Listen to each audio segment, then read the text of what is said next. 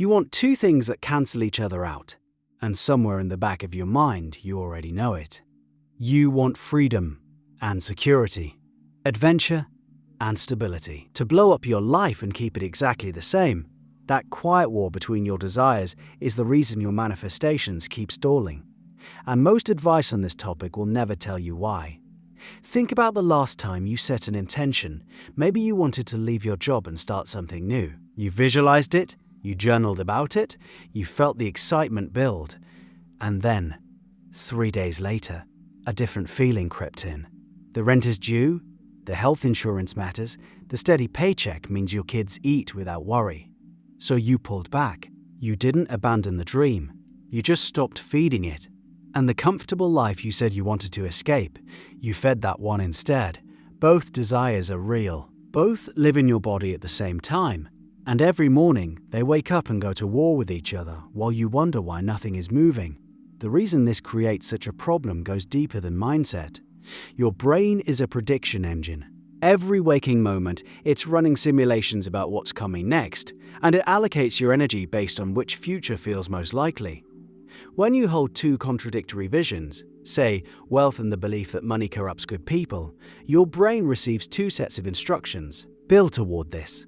Also, retreat from this. The result resembles a car with one foot on the gas and one on the brake. The engine screams, you burn fuel, you go nowhere. And the worst part, most people don't even recognize the second desire. It's buried. It's disguised as common sense or responsibility, or just being realistic. You think you want abundance, but underneath that want is another one. The desire to be seen as humble, as grounded as someone who doesn't care about material things. You think you want a passionate relationship, but underneath that is a craving for emotional safety, the kind you can only get by keeping people at arm's length. The conflict isn't between you and the universe. The conflict is between two versions of you that want different futures. So how do you actually untangle this? The first thing to understand is that conflicting desires usually aren't equal. One of them is a surface want, the thing you'd tell a friend about, the goal on your vision board.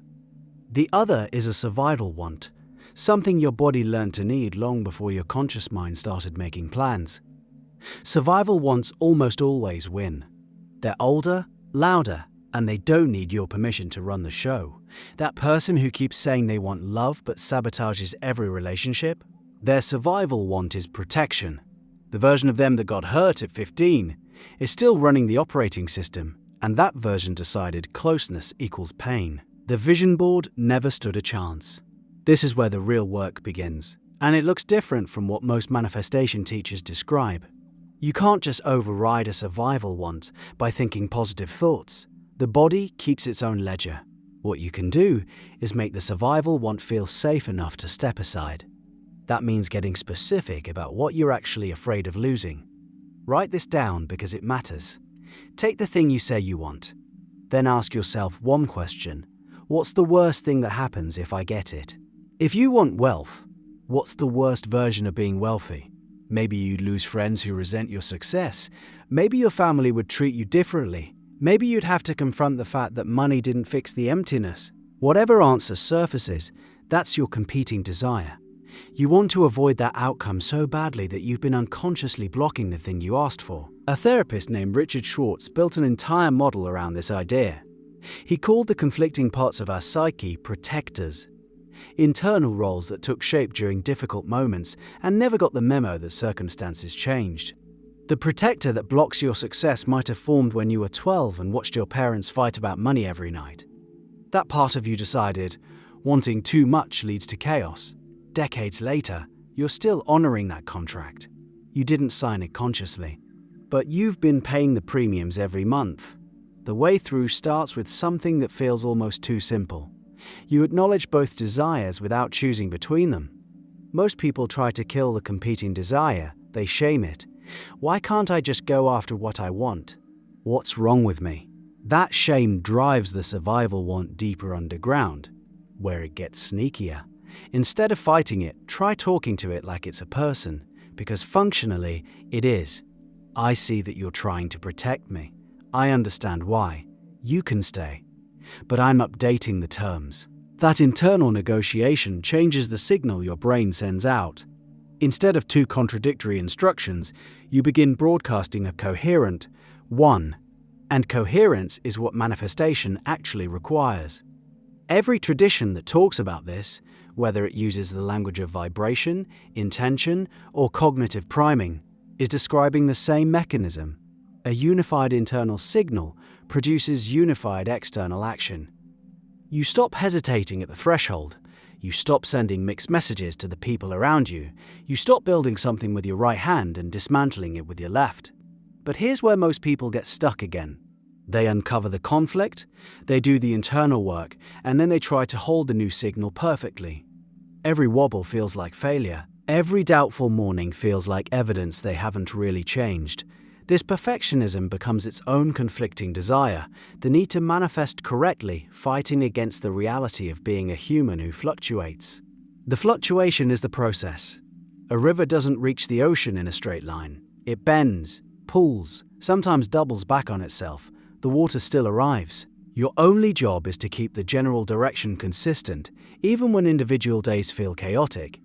The people who actually shift their lives through intentional living aren't the ones who never doubt.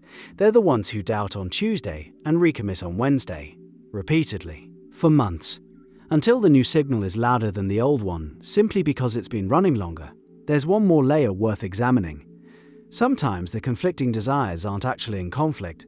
They just appear that way because you framed them as opposites. Freedom versus security. Those seem like they cancel out. But a freelance consultant who builds a 6-month financial runway has both. Adventure versus stability. A couple who moves to a new country together has both. The problem often dissolves when you stop treating your desires as a binary and start asking, what's the version of my life where these coexist? That question is more productive than any visualization exercise, because it forces your brain out of either-or thinking and into design mode. You stop being a victim of conflicting wants and become an architect of a life that holds them both. The constraint becomes creative fuel. Some of the most interesting lives ever lived were built by people who refused to choose between two things the world said were mutually exclusive. One practical approach: write out both desires as if they've already been fulfilled. Put them in the same paragraph. I have deep financial security and the freedom to take risks that excite me. I have a loving, stable relationship and a life full of surprising growth. Read it back. Notice where your body resists. That resistance is the thread. Follow it, and you'll find the specific belief that's creating the illusion of opposition. Maybe it's secure, people are boring. Maybe it's growth requires suffering. Whatever it is, that belief is the actual obstacle. The conflicting desires were just its symptoms. When you dissolve the underlying belief, something shifts that's hard to describe until you felt it. The internal noise drops. Decisions that used to paralyze you become straightforward. You stop asking, which do I want more, and start asking, how do I build this? The energy you spent managing the inner war redirects toward actual movement. You've probably been carrying at least one of these invisible conflicts for years, maybe decades. The desire you've been chasing and the desire you've been hiding have been locked in a stalemate, and you've been blaming the universe for the gridlock. The gridlock was always internal. The signal was always split.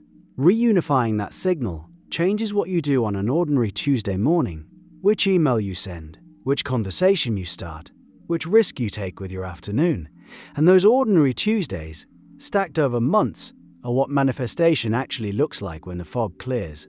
The universe was never ignoring you. You were sending two messages at once, and it was honoring both.